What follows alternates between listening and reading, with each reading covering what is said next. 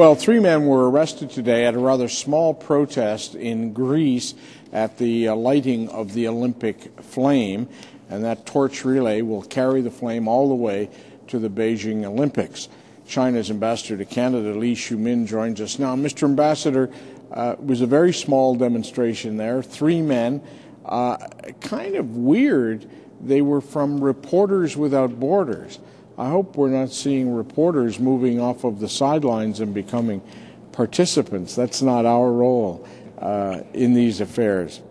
Today, Jack Todd wrote in the Montreal Gazette a column saying it's time to have a boycott of the Montreal Olympics. And I just want to show our viewers some of what Mr. Todd said. He said, obviously, the International Olympic Committee made a terrible, tragic mistake when it awarded the 2008 Olympics to Beijing in the first place.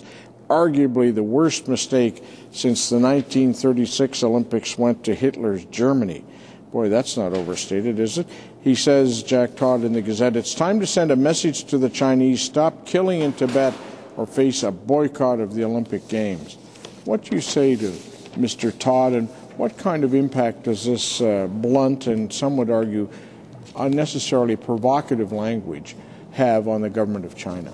Well, I think, Mike, it's important to understand what has happened recently in Tibet, in other parts of China, and even around the world, was not a peaceful demonstration. It's a highly violent crime, aimed at creating trouble and disrupt the Olympic Games and tarnish China's image and undermine China's stability and development and harmony. This is the political purpose. You think it was pre-planned for political ends? Well, I think there are more and more evidence to show that this is pre-planned, is premeditated and organized by the separatist groups led by the Dalai clique, and also perpetuated by the separatist forces in and outside China acting in collusion. So this is exactly choose this time to create trouble. And I think what Mr. Todd mentioned, I think in the first place, he has to understand very well what he talks about. If talking about human rights, he has to make the history straight in the first place and to understand whether the Tibetans, before the democratic reform, had any, human rights to talk about.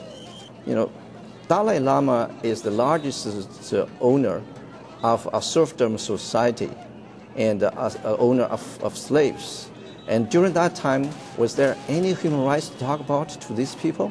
But you go to Tibet now to see what people live now.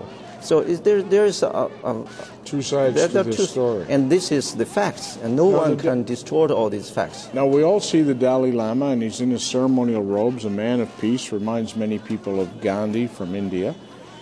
And yet, what you're telling us is that behind that very serene exterior, there is a man who's involved in political plots in an effort to create an independent Tibet. Well, this is, I think, if you look, people go to the websites of all these Tibetan separatist, groups, and you will see clearly what these people say, and they declare, and they said clearly that they will have to best use this period of time to make the greatest possible gain for Tibetan independence.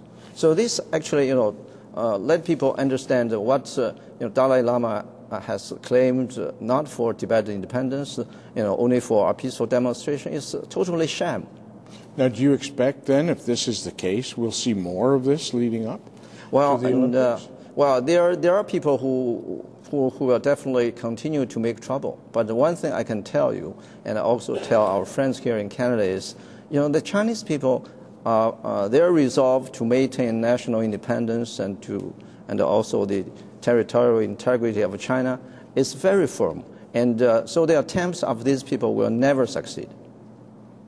Well, Mr. Ambassador, it's clearly a fascinating time in your country, and we're all watching very closely, and we appreciate your making time for us. Pleasure. On the broadcast Well, tonight. Always at your service. You're very kind. That's the Ambassador of China to Canada.